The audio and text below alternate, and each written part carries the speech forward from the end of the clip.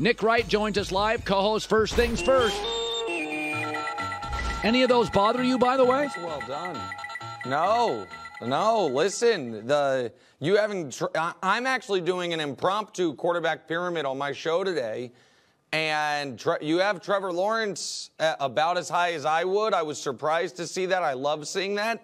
I actually would have Jalen a spot or two higher than you do, because I thought what Jalen did in the Super Bowl was remarkable. Yeah. And I think Jalen, I agree with you about having Joe Burrow firmly in the top three. Yeah. But Jalen's performance in that Super Bowl was better than any playoff game I've seen Burrow play. And this is where I just have to, as you like to say, with new information, I can adjust my opinions. Yeah. I was a Jalen Hurts skeptic. But here's the thing that impressed me the most about him, Colin. When you're a guy who, in his football career, college and pro, has struggled mightily in the playoffs, in the bowl games, in the biggest spots, whether it was his first year in the playoffs last year in the NFL, getting benched at Alabama, even the Peach Bowl when he was at Oklahoma. Yeah. He'd never played well in those games. For him to have that fumble 6 relatively early in the Super Bowl, shake it off, and play, not really make another mistake the rest of the game, I thought was stirring. And so you add to that the fact that he obviously is mature beyond his years. He obviously is a great leader. Yeah. He's incredibly tough.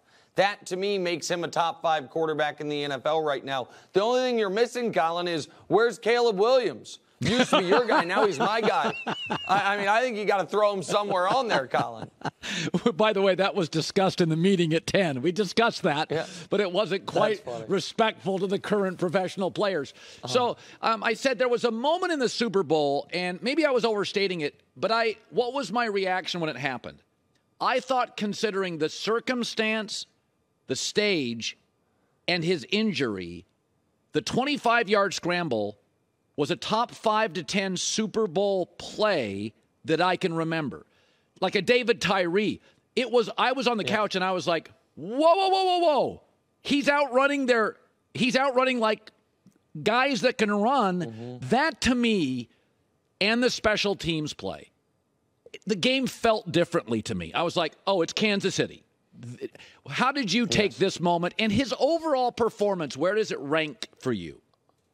Oh, listen, I think that's the best play of his career. Wow. I actually think that is the singular best play of his career, because I don't think they win without that moment.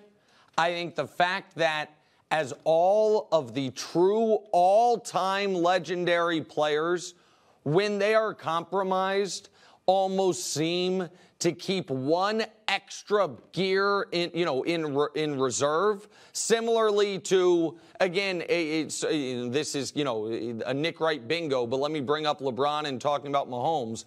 But LeBron in Game 7 against the Warriors, having in reserve enough energy to beat 4 people up the court and get that block on Iguodala. Yeah. It's like he knew he had to hold on to something. We now have, Colin, in back-to-back playoff games on a high ankle sprain for the biggest moment of the game, Mahomes finding a gear with his legs when he's been dicing you up with his arms.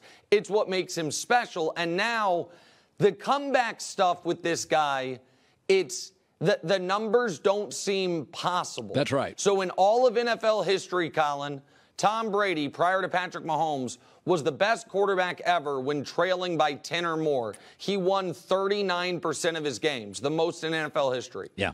Mahomes is at 58%, which would mean if every game the Chiefs started down 10-0, they'd still make the playoffs as a wild card team. It's crazy. In all of NFL history, Mahomes now has the second most double-digit playoff comebacks with 4. The only guy with more is Brady with 6. But Mahomes has his 4 in 14 playoff games. Brady has his 6 in 48 playoff games. And lastly, in all of NFL history, Tom Brady and Patrick Mahomes are now both 2-1 when trailing by double digits in the second half of Super Bowls.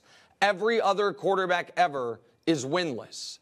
So he is now competing with Tom and only Tom, and it's going to be a competition for the next 15 years, I would imagine. So I said this earlier. If you go 8 miles an hour over the speed limit, you probably won't get a ticket unless you were in a school zone. But you have given an officer the right to pull you over. If you are late to a big meeting at work, you probably won't be demoted, but you've given your boss the option to demote you. If you grab a jersey at the point of the break for the receiver with a minute and a half left in the Super Bowl, you have given the official the right to call it. Now, many won't. Some will. And that's my takeaway, is that, and this James Bradberry, I think, really got this, is that he knew that was holding. You've now given an official the power. Well, and let me take your analogy further, because this officiating talk is really grinding my gears, Colin Cowherd. If you go 8 miles over in an area that there have been 3 wrecks in the last week because people were going 8 miles over, you're going to get pulled over. When the refs have seen the Philadelphia Eagles cooked up for 2 wide-open touchdowns when guys go in, go out, and then the Eagles can't cover it. Yeah. And they're like, oh, they don't know how to defend this play.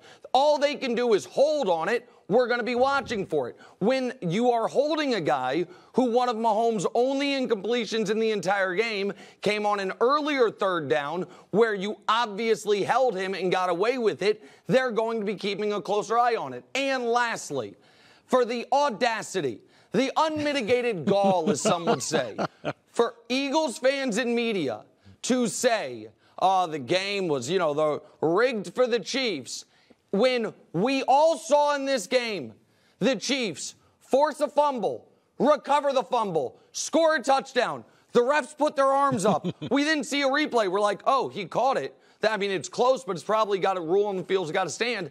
And they overturned it. If they were rigging it for the Chiefs, you know what probably the better thing to do would be? Just leave the call on the field. Yeah. So, with all that said, Colin, I will say this to my friends in Philadelphia, of which I probably at this point have 0. If I were on the other side of it, I understand the frustration. Yeah. And for years, I came on this show and said, God dog it, the Patriots and Brady always get these types of calls, something that hasn't been called all game, and then in the biggest spot, yeah, it's the right call, but why'd you have to call it? And I hated it, Colin. With that said, now that it's going my way, it ain't that bad.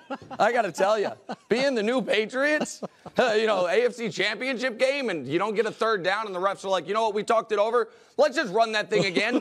Quick do-over right quick. I mean, this is pretty good to be the Chiefs right now. I got to tell you, I don't mind it. So I said finally, I said this about a half hour ago. I said, forget what the Warriors are doing now. The NBA does have a history where good teams can flip a switch. The Spurs did for years. LeBron's Cavs, you flip a switch, the playoffs. Sure. So last year, you could argue, was the year to get the Warriors. Klay Thompson was at 70%. Jordan Poole was hit and miss. Yep.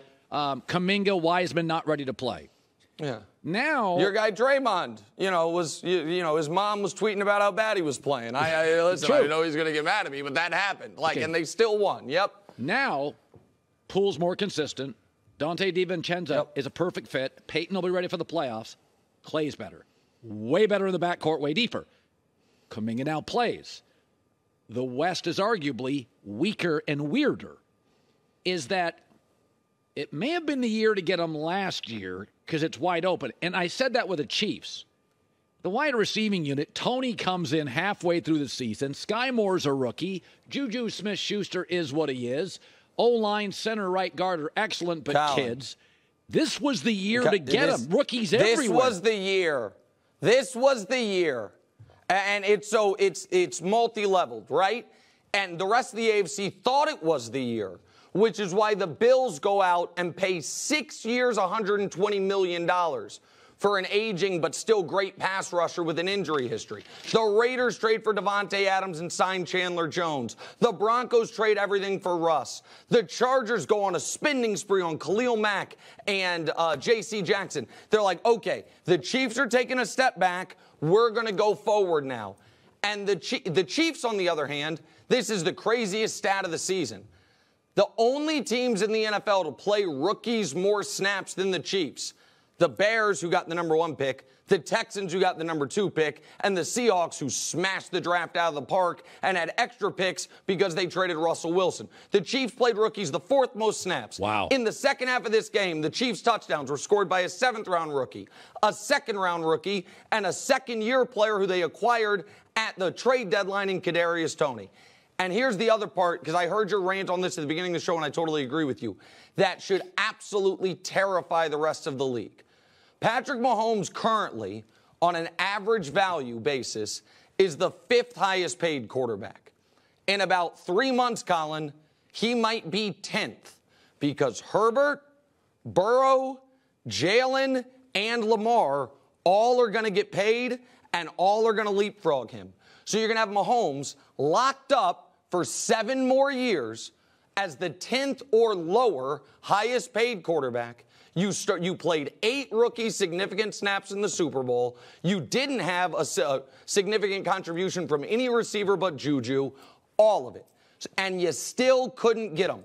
You still couldn't get the Chiefs this year, who all year long people were like, oh, you know, they're playing close games against bad teams. Well, we saw in the Super Bowl and in the AFC Championship game that the Chiefs, much like the Patriots used to, would hold things in reserve in the regular season. There was a great play by Pacheco on that last drive that he almost broke for a touchdown, the long run. Yeah. All year long in 3rd and short, they've run that formation, and they hand it off to the damn fullback, and it makes me pull my hair out because it's the fullback. A fullback up the middle. What are you doing?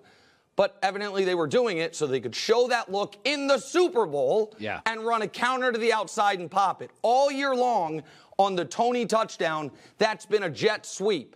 And then in the Super Bowl, it ends up the receiver goes the other way twice, and they score 2 touchdowns out of it. Yeah. So the Chiefs are playing, you know, as some would say, 5D chess. The rest of the league playing Connect 4. And, yeah, it's going to be a long winter for the AFC and probably the whole league, tell you that much. You're in a good. I saw you celebrate yesterday. We got video of you celebrating. You're very, very happy. Yeah. The nuance and the subtlety is always appreciated. You don't go overboard. You know, it's just you're very gracious with your winning, and I do always appreciate that. That's look at this. Oh, we're running video. Is this where we had the marching band, or the balloons, or the fireworks, or the banners? Yeah. I'm not sure. Listen, Colin. You don't ever lie, but the truest thing you ever told your audience was first things first, the only show in America with no budget, my friend. Yeah. Just every day something new. We're going to the parade tomorrow. I know. True story. I know. Doing the show from the parade. Yeah. It's going to be great. Yeah. I'm just trying to get a non-connecting flight from Arizona to L.A. back from the Super Bowl for the staff. Wow. So congratulations on all your riches. I appreciate that. You know, good luck. I mean, I don't know what to tell you. Talk to you later. Hi, everybody. Thanks for watching. Subscribe here to get the latest from the show. Also, be sure to check out more of the best clips from The Herd or go watch a few segments from other shows on FS1.